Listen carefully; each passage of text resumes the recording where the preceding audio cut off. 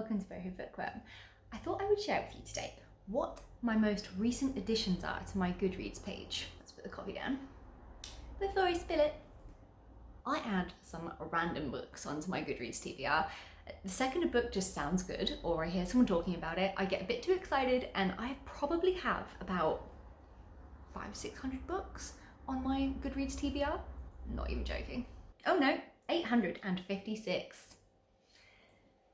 I may have a slight problem. All right, I've got my trusty laptop in front of me, so let's dive in. The first book on my list is My Friend Anna, The True Story of a Fake Heiress by Rachel Delosh Williams. I probably butchered that name. So this is a book about this woman called Anna Delvey. It's a true story and it's basically like Sex and the City meets Bad Blood and Catch Me If You Can.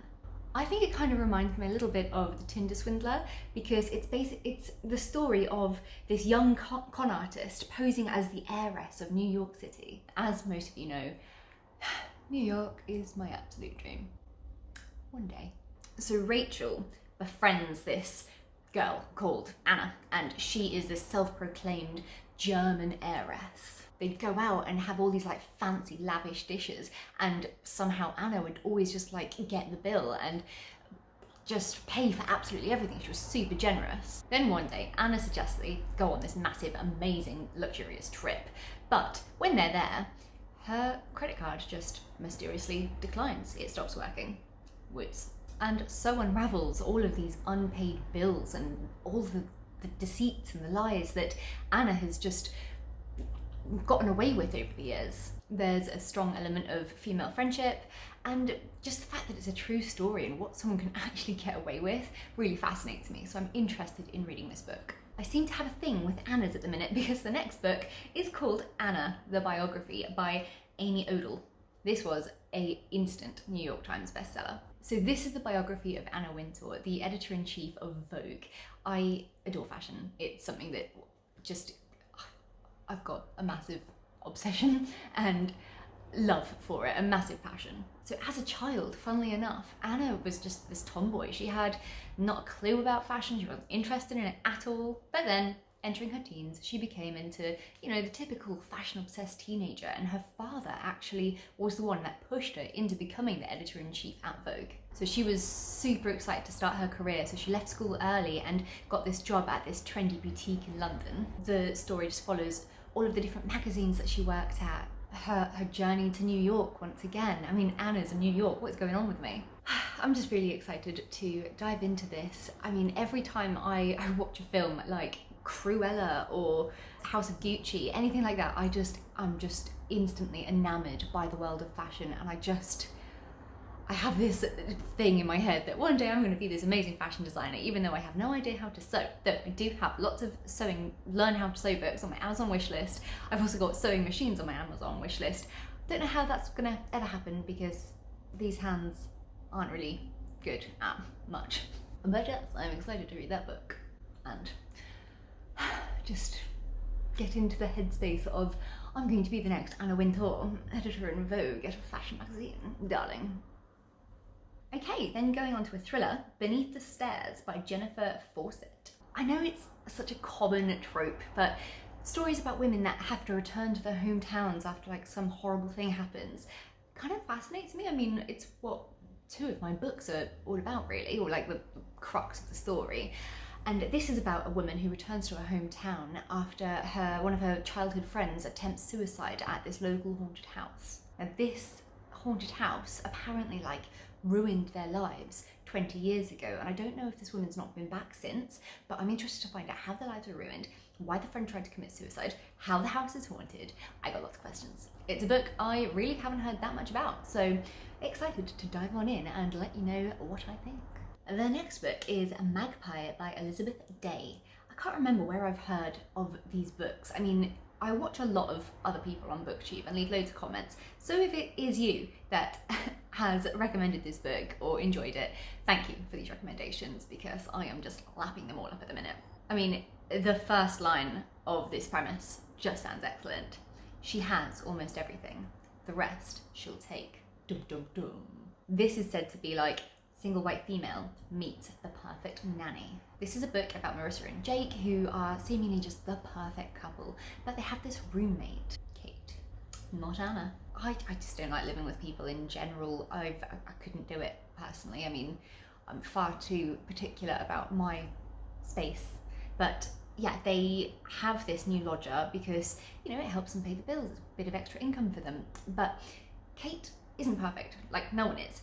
She just doesn't seem to have much of an idea of personal space, and she seems to be getting a little bit too familiar with Jake, and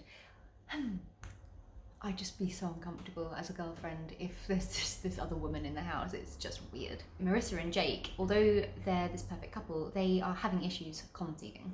They've been trying for ages. They have gone through like fertility clinics and tried to get treatment for it. All the while, Kate's like fascination with Jake kind of turns into this obsession, and she just knows everything about them, and I don't really know what's going to happen with the whole them trying to conceive a baby, struggling, and this other random woman that just now won't leave them alone. Sounds right up my street. Right, this book, I know exactly who recommended it to me, and well, to us as a platform on Booktube.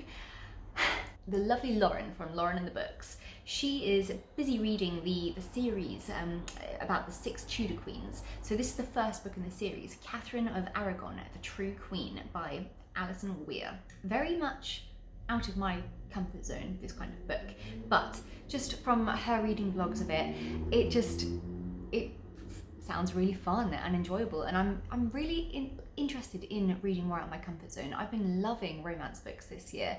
I've been reading loads of self-help books. I am enjoying non-fiction and memoirs, biographies. So this book is just right up there. Historical fiction, English history, the Tudor period. I'm excited. The last book I'll speak about today is Sorrow and Bliss by Meg Mason, and this one was spoken about by Emma from Drinking by My Shelf, and it just sounds gorgeous. The cover is beautiful. Emma even like reenacted the cover and like kind of draped herself over a couch in this yellow dress and stuff. I've been seeing this book everywhere. I wasn't sure if it would really be my cup of tea as kind of more like a contemporary fiction, but like I said, trying to read out of my comfort zone, and apparently it has a lot about mental health, mental illness in it, so I'm excited.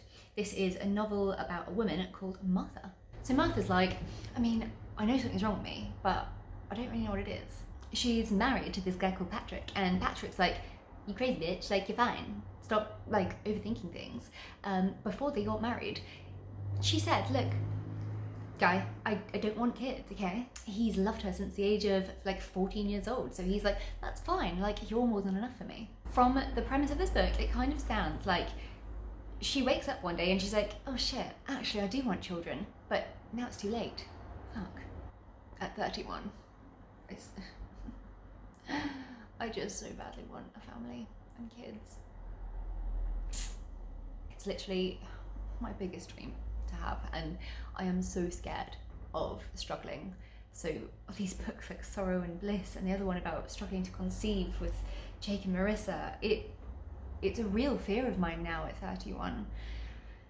So I think that these books in particular are going to be really hard hitting for me, and I think they are books that I really would need to be in the right mindset to be able to immerse myself in, because I think it would be really emotional for me. However, maybe it will be a good thing to kind of read more about it, because, you know, I watched Jacqueline on her channel and how, you know, her fertility issues that she's having now. She's been trying for a baby for like 7 years with her husband Alvin, and I mean, she just turned 30 on the 24th of May. I just watched one of her videos this morning, so that's how I know that. Happy belated birthday. It's just a scary thing, isn't it? I just don't know where the time went, what happened. Once upon a time I was engaged and planning my wedding. My wedding dress was hanging up in a shelf, and then everything just went to shit when my fiance shagged my maid of honor, got her pregnant. They lived happily ever after, and I was left trying to wade my way through life. And, you know, as many of you know that have been on my channel for many years, things just haven't worked out. Everything just goes wrong. I just get cheated on all the time, literally all the time. And you know, when it's like people like me and Jacqueline, who we have the biggest hearts, like we have such maternal instincts and this yearning for family, and we've got so much love to give, and I just don't get it. Like it's really affecting me and my headspace right now, that things that some of us really want and honestly really need in life, why are we the ones that just can't get it, you know? 31, I live alone and live in my little flat all alone. For the majority of the time I just am alone here, and it gets to you after a while, it really does. So yeah, I am scared, let's put it that way. Anyway, emotional side of this out the way, they're the books that I have recently added to my Goodreads, and I'm excited to dive into them sooner rather than later. Probably the more memoir books than the conceiving ones right now, because I need to get into a better headspace. Yes. I hope everyone has a wonderful day. Thank you for checking in. Let me know what books you've recently added to your Goodreads, or if you don't have Goodreads, just what books you're interested in reading soon. Talk to you soon. Bye.